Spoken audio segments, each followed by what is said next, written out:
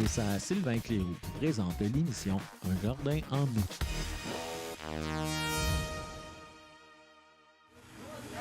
Bonjour et bienvenue à Un jardin en nous. Aujourd'hui, on visite des serres de production, on parle de l'évolution de la production, on confectionne nos beaux pots patios et on découvre des décorations extraordinaires.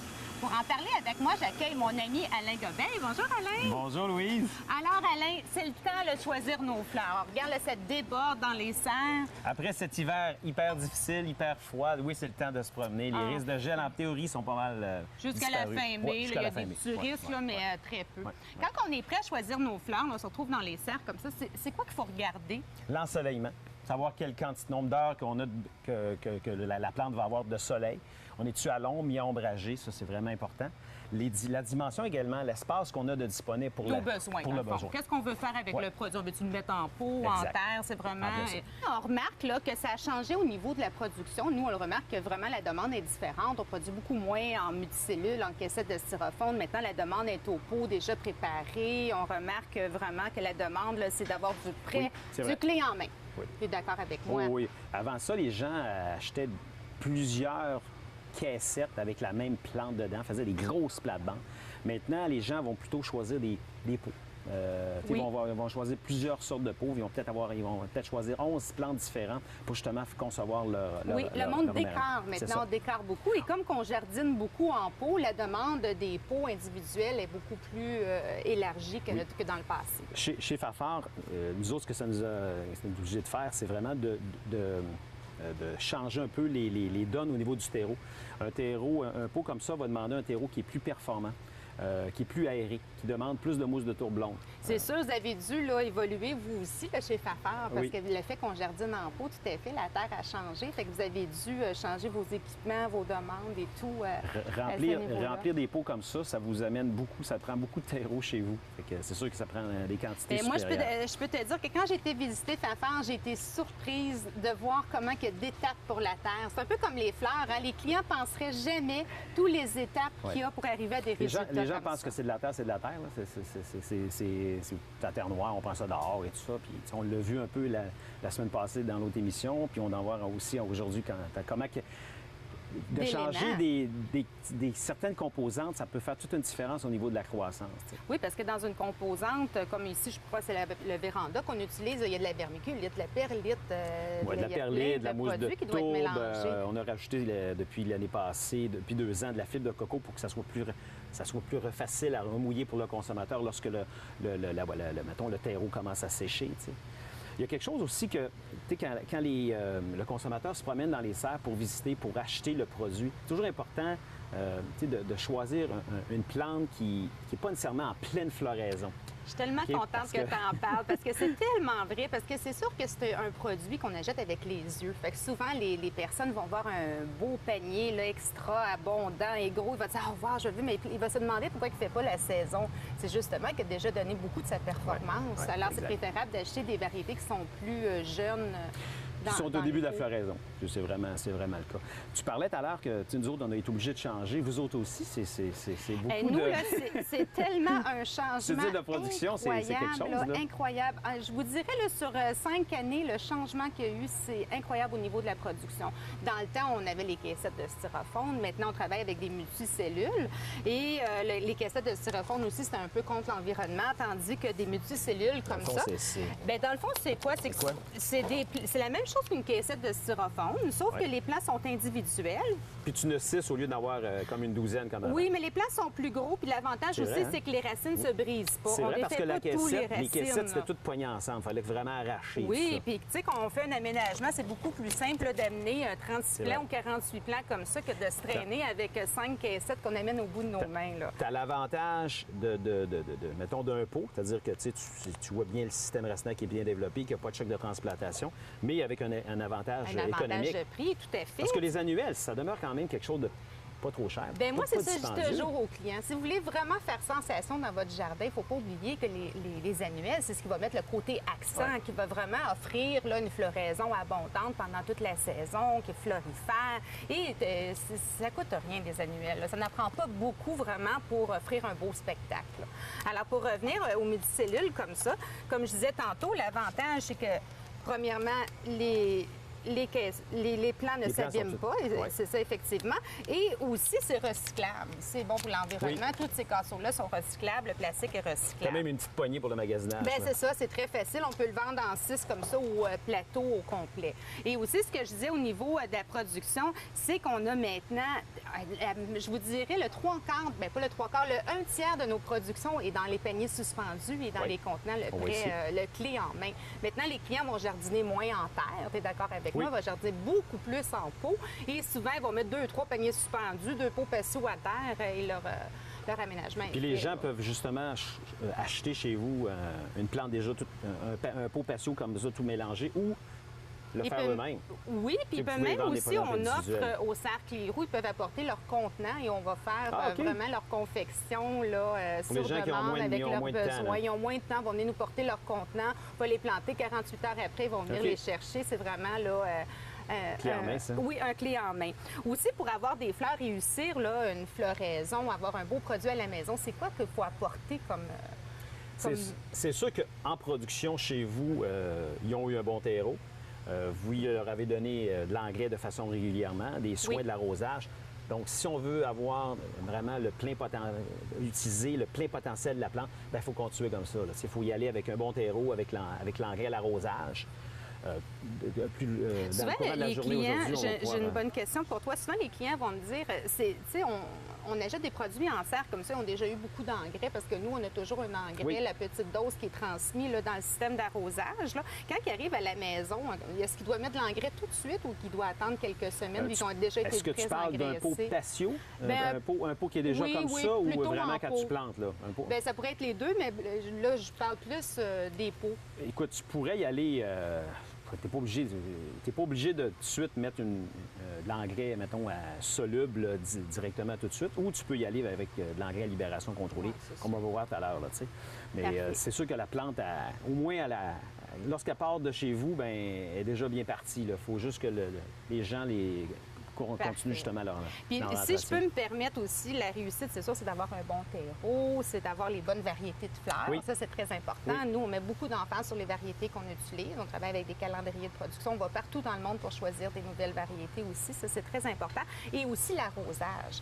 Il ne faut pas oublier que la clé du succès, c'est aussi l'arrosage. Oui. Et à la maison, c'est la même chose. Il est préférable d'arroser toujours le matin ou en fin de journée. Essayez d'éviter d'arroser le feuillage également. C'est souvent les gens n'ont pas tout dans leur eau, des fois, il peut y avoir un peu de calcium, de calcaire. Puis là, ça laisse des dépôts qui sont moins jolis pour le consommateur. Puis également, d'arroser, tu l'as dit, pourquoi le matin versus en plein jour? Bien, si modérément, c'est sûr qu'un pot comme ça, c'est difficile de ne pas arroser le feuillage. Mais si tu arroses ça en plein soleil, ça fait comme l'effet de la loupe. C'est comme une loupe. La goutte d'eau va se déposer sur le feuillage, puis le soleil va rentrer là-dedans, puis ça va comme... Aussi, c'est préférable le matin, parce que le soir, des fois, ça peut moins sécher puis favoriser des maladies. Au début de la saison, c'est moins pire, là, mais c'est sûr, quand on arrive au mois d'août, là, c'est sûr que ça peut être plus potentiel pour avoir un développement de maladies fongiques qu'on ne veut pas nécessairement, là, que ça se développe chez nous. Là, effectivement. Alors ici, on peut parler que l'arrosage, ça prend une grande partie de notre main-d'œuvre parce qu'à la superficie de serre qu'on a, ça prend vraiment beaucoup de monde pour arroser. Et on travaille aussi avec des systèmes d'arrosage pour nous aider parce que ça serait trop difficile d'en arriver là. C'est plus compliqué qu'on pense, hein? Oui. Bien, moi, c'est ça que je dis toujours. L'horticulture, c'est très simple, mais produire, c'est quand même beaucoup plus compliqué qu'on pense parce qu'il y a énormément d'étapes qui sont reliées là, aux fleurs. Et souvent, les clients vont rentrer dans les serres et dire « Oh mon Dieu, vous êtes dans un beau domaine. » Vous avez un beau métier. Oui, puis on travaille pas, là. Nous, on travaille pas, mais on travaille énormément fort. Les serres, ça demande énormément physiquement. Ça prend énormément d'organisation. De main-d'œuvre. De main-d'œuvre. Même s'il y a de l'automatisation, il y a quand même du travail que vous ne pouvez pas remplacer. Il n'y a pas des robots qui peuvent faire le travail d'humain à un moment donné. Là, exactement. En tout cas, je te souhaite la plus belle des saisons, mon Alain. On le mérite, Louise. Du beau soleil. Merci. On remarque ces dernières années une grande amélioration au niveau de la production, également la technologie. Pour en parler avec moi, je reçois mon ami et agronome aux Serres Sylvain-Clérou, Guy Fortier. Bonjour, Guy. Bonjour, Louise. Alors, on est loin là, de la culture en serre de bois des années 70. Ça a beaucoup évolué. Oui, effectivement. C'est quoi les gros changements? Là, maintenant, on fait la production sous des serres d'acier, des serres qui sont beaucoup plus développées au niveau technologique.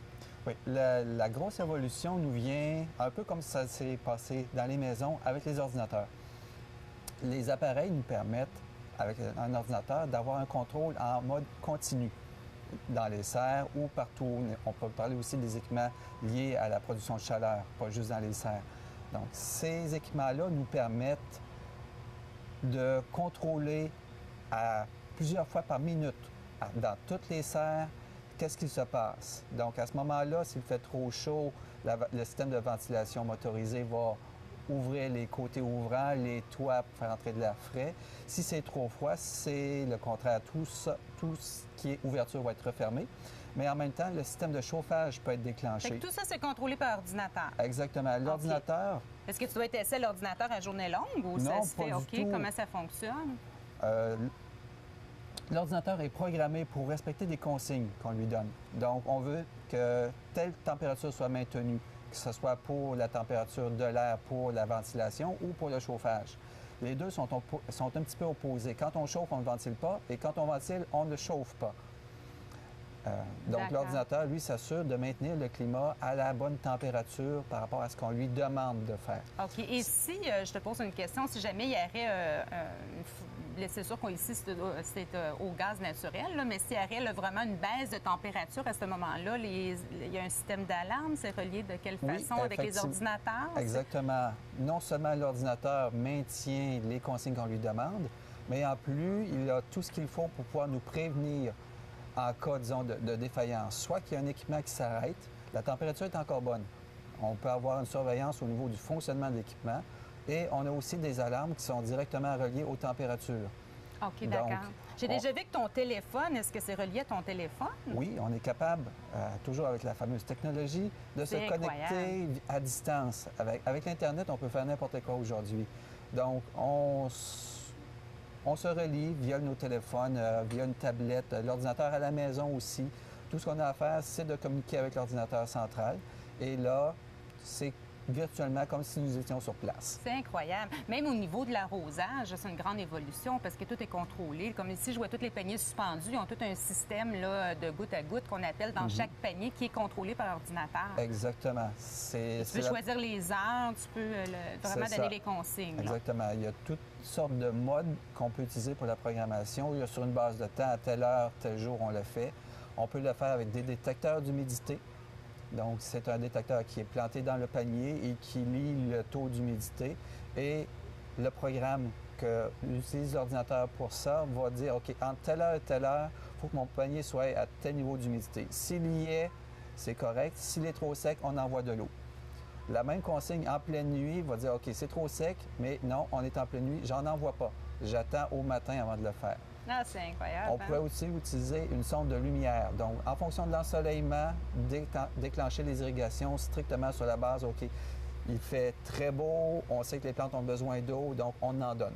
Mais comme l'air, ça fonctionne aussi les côtés ouvrants des serres, les ombrières, tout ça, c'est maîtrisé par ordinateur. Exactement. Aussi, quand on voit, quand on voit l'évolution, c'est aussi la structure des serres qui a changé là, dans le temps. Moi, je me rappelle, dans mes débuts, là, on avait des serres de bois. Maintenant, on a des serres qui sont beaucoup plus hautes.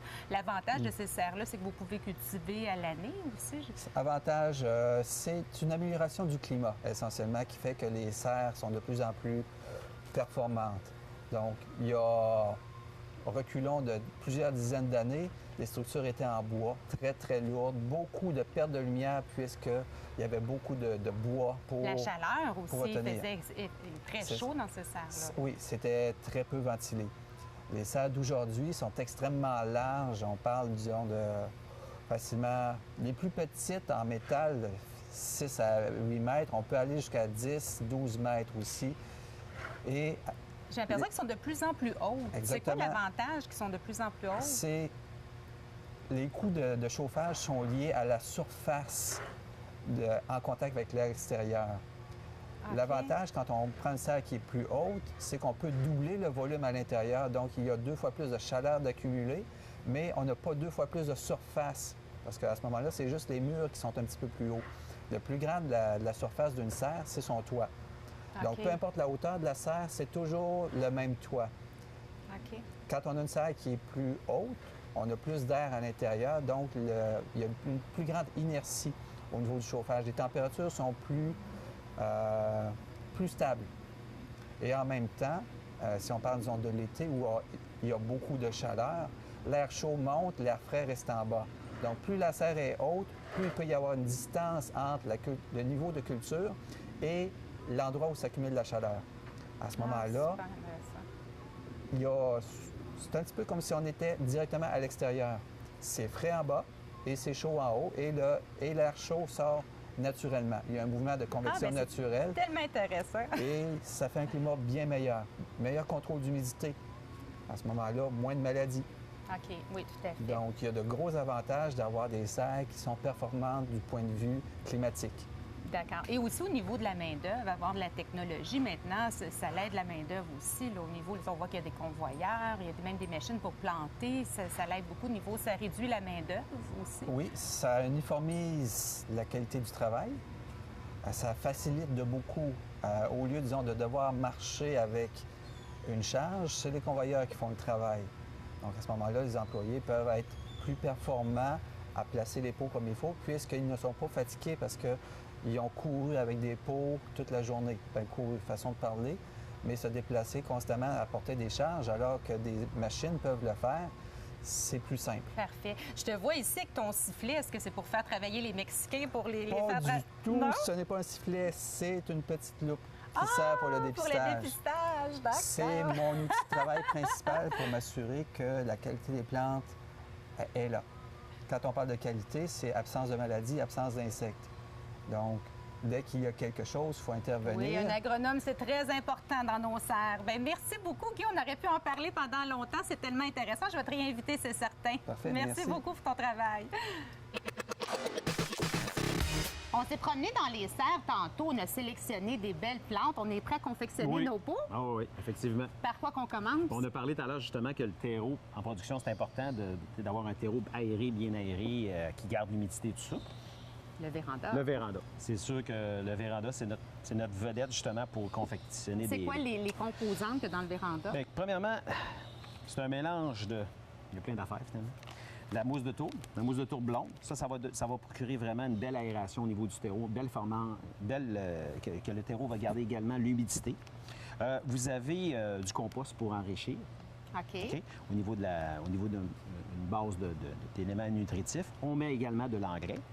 On a des petites boules que les gens connaissent, des petites boules de perlite. Ouais, Ce n'est pas des ça. styrophones en passant, c'est vraiment une pierre volcanique et tout ça, qui va donner un petit peu d'aération.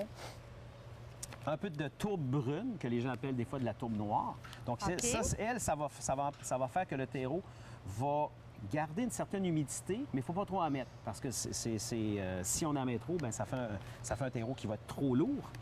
Et OK, parfait. la dernière composante qu'on va mettre, c'est de la fibre de coco. Ça fait depuis 3 ans qu'on a rajouté ça dans le terreau. Ça fait quoi? Bien, c'est que ça ressemble à la mousse de tourbe au niveau de son effet fibre, particules de fibre. Donc, ça va donner de l'air au terreau. Et ça va absorber beaucoup l'humidité. Donc, ça va faire que le consommateur va arroser moins souvent sa jardinière, sa boîte à fleurs. Parfait. La différence avec la mousse de tourbe, c'est que c'est facile à remouiller, contrairement à la mousse de tourbe qui est comme hydrophobe, qu'une fois que le terreau il est sèche, c'est difficile à remouiller. Ça, l'eau, elle rentre facilement dans le terreau. Surtout quand... Quand on regarde toutes ces composantes-là, là, ça vaut facilement le prix, hein, parce que ça, on Oui. voudrait... Tu sais, souvent, Ah, les c'est- clients nous demandent, c'est plus cher, tu sais, Ouais. mais il y a une raison pour que ça soit plus cher. On est loin d'utiliser de la terre noire dans nos pots. Il ne La- faut pas, d'ailleurs, utiliser de la terre noire ou de la terre à jardin. tu sais, Ça je vient parle- dur. Ben, c'est ça. De la terre noire, c'est ça. Là. De la tourbe brune, là, comme je disais, tourbe noire, là, c'est ça. Anciennement, les gens utilisaient ça, là, quand j'ai commencé en horticulture, il y a quelques années. L'important, c'est ça. C'est vraiment un terreau, il est déjà mélangé. Les gens n'ont pas besoin de le faire à la maison. Ensuite, on a un bon terreau. On choisit notre cache-pot. Et voilà, cache-pot. Parfait. Fait que le cache-pot, c'est important d'en prendre un avec un trou idéalement. Ou s'il est trop grand, on peut faire un faux Oui, drainage. parce que ça arrive. je peux Hein? Ça, dire. celles-là, il y a un trou, mais souvent, j'ai déjà remarqué que les Bien, pots de souvent, plastique, les pots il y en a pas. décoratifs, souvent, ils n'ont pas d'incision. Ils donnent le ils choix ont au pas de consommateur de faire un cache-pot ou un pot avec ça, c'est ça? trou. Exactement. C'est que s'il y a pas de, on a vraiment un gros contenant et on n'a pas de trou, bien là, c'est là qu'on va mettre un petit 3/4 dans le fond là, pour faire un drainage, Ou un tu faux peux, drainage. ou si les gens, s'ils n'ont pas besoin, ils peuvent tout simplement driller ça avec une Ben, si perceuse. c'est là, faisable, oui. Là, si c'est faisable, tout à fait.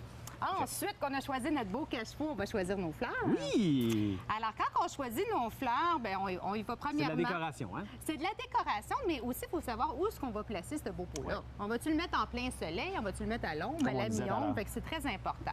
Aussi, au cercle rouge, je suis très fière de ce qu'on a fait au niveau des pictogrammes. On a essayé d'aider justement les consommateurs à choisir les plantes parce que les deux questions qu'on nous pose toujours, est-ce que cette plante va à l'ombre ou au soleil? Oui. Alors, C'est vrai, on c'est a là. fait des pots avec des pictogrammes qui est assez clair, là, on voit un nuage avec le soleil. C'est évident que cette plante-là va à la mi-soleil. Oui. Et un beau Plein soleil soleil. tout seul, plein soleil. Même Alors, c'est facile. même un enfant serait capable de choisir. Tout à fait. Alors, on choisit des plantes pour le soleil, on les mélange ensemble, mais le mi-soleil, on les mélange ensemble aussi. L'important quand on fait une conception de pot, moi, j'aime beaucoup mélanger les feuillages. Fait que c'est important d'avoir toujours au moins un feuillage de notre composition. Mais ça, c'est une question de goût aussi. Il y en a qui vont préférer avoir seulement des fleurs, là. Mais moi, j'aime quand il y a des dimensions puis qu'il y a des effets là, vraiment Je différents. suppose que tu peux pas mettre... Mais là, tu parles de feuillage. La feuillage va faire ressortir des fleurs, c'est ça? Bien, exactement. Tu sais, ici, j'ai fait une petite composante très rapide. Là. J'ai un beau coléus. Moi, j'adore les coléus. Alors, si on met un coléus, là, on pourrait le planter. Regarde, Alain, pourquoi qu'on met pas du véranda dans le fond? Ben, avant, Aussi. avant ma petite touche, que, tu sais, on essaie toujours de faciliter le travail ou le loisir au niveau du consommateur. Fait que mon petit truc, moi, avant de mettre du véranda, ça, tu le sais, c'est on va mettre tout d'abord du compost. Du Puis, compost ça dans le fond. maximise le résultat. Oui. Ça fait vraiment quand le niveau de racinaire s'en va dans le fond. Là, ça fait- Particulièrement au mois d'août, là, tu sais, à un moment donné, là, les racines descendent, ben, il y a une petite réserve d'éléments nutritifs et une petite réserve d'eau. Le compost n'est pas un engrais, alors on va le voir tout à l'heure, là, mais il y a quand même certains éléments nutritifs. Fait qu'on Bon, met ben, un parfait. petit peu de On compost. Un petit peu de compost. C'est le Je vais y biosol. aller. On aurait Oui. pu prendre un compost de crevettes. Oui. Parfait. C'est-tu parce que ça sent moins ou Un non? compost, une fois qu'il est terminé chez nous, chez Fafard, il sent rien. Ah, OK. Donc, c'est vraiment, même ceux qui en font à la maison, en théorie, le compost, si vous avez une odeur, cher consommateur, ça veut dire qu'il y avait quelque chose qui ne va pas dans votre compost. Ah, là. bon, ben, tu Ouais. vois, c'est important. Souvent, de quand le c'est une savoir. odeur, c'est qu'il y a trop d'azote. Il y a des gens, exemple... il y a Mais trop quand de- on parle de compost, c'est comme le fumier, ça sent quand même? ou Oui, non? mais nous autres, on va qu'est-ce qu'on va vendre, ça va être déjà composté. Parce OK. que sinon, le consommateur n'est pas capable d'en s'en servir, c'est pas assimilable pour les plantes. En même temps, ça ne serait pas légal au niveau de l'environnement et ça. Fait qu'on met environ un pouce Oui. de compost dans le fond. Après ça, Parfait. on regarde la grosseur de nos plantes un peu. On va se mettre un petit peu On de peut aller terreau. jusqu'à la ligne ici. Oui, c'est ça. Fait qu'on va commencer. On va y aller avec les mains. Finalement, on n'a pas un gros... Parfait. Ben, moi, j'ai choisi des plantes pour la mi-soleil. Alors, mes choix, c'est assez simple. J'ai un beau coléus. Moi, j'adore les coléus. Les nouveaux bégonias rigueux qui sont vraiment des variétés vraiment plus compactes, vraiment des belles variétés qu'on retrouve maintenant sur le marché, un peu comme le bégonia tubéreux, sauf qu'il y a un port qui est beaucoup plus compact, plus de fleurs. Alors, c'est vraiment très beau. Et j'ai choisi un pénicétum J'ai pas mis aussi. assez de terre un petit peu. Un Tiens-moi donc ça un plus petit peu. de terre. C'est vraiment d'aller avec des hauteurs aussi différentes. Souvent, on va aller avec une hauteur qui est une fois émis la hauteur de notre pot. Ah, puis ensuite, on va faire comme un triangle. Voyons, Alain. Ajuste tes lunettes. Oui, habituellement, je mets mes lunettes. Parce que vu qu'on on était va sur aller le temps... rapide, là, on va juste Non, sur le montrer côté, c'est la question, rapidement. c'est bon. Bien, moi, je commence toujours par planter ma plante la plus haute. OK. C'est comme ma technique. Là. Bon. Souvent, le monde, ils vont faire des ronds, ils vont avoir tendance à mettre la plante plus haute dans le milieu. Moi, personnellement, j'aime pas ça. OK, fait que ça fait ça... C'est trop symétrique C'est pour trop toi. symétrique OK. pour moi. Moi, je préfère les mettre là, dans le fond. Asymétrique un peu. C'est vrai que Asymétrique. Que travailler plus comme un triangle, un peu comme en floristerie. Puis les couleurs, tout à l'heure, les couleurs, on essaie, les gens, il ne faut pas qu'ils mettent trop de mélange de Bien, couleurs, c'est je une suppose. Là. question de goût. Là, la OK. mode est beaucoup aussi au monochrome, aller dans des touches de couleurs t'aides, là, qui vont être... Quand je dis monochrome, là, je veux dire tout rose, tout jaune, tout orange. OK. C'est très beau aussi. Attends, on ne vraiment, mettra pas tout... C'est dur d'avoir c'est assez simple, deux paires là. de mains dans le pot. Hein? Et on pourrait simplement finir, faire une petite touche retombante pour donner là... Là, j'ai quel un bord tu vas avoir ça? Lysimachia ici, mais il est un petit peu jeune. Là. Il n'est pas très gros, mais ça pousse On peut le mettre très de ce côté-ci, rapidement. comme ça. Non, moi, je Voilà. l'aime plus entre mon feuillant. C'est comme vous pouvez Moi, voir, j'ai une chef vraie fille, téléspectateur, c'est une Une fille, vraie hein? fille, Un voilà. gars, nous autres, hein? Oui, c'est ça. Moi, j'ai la place qu'il faut le mettre parce que quand il va pousser, là, il va vraiment là, Le gars, il amène la terre. embellir lui. le tout. Parfait.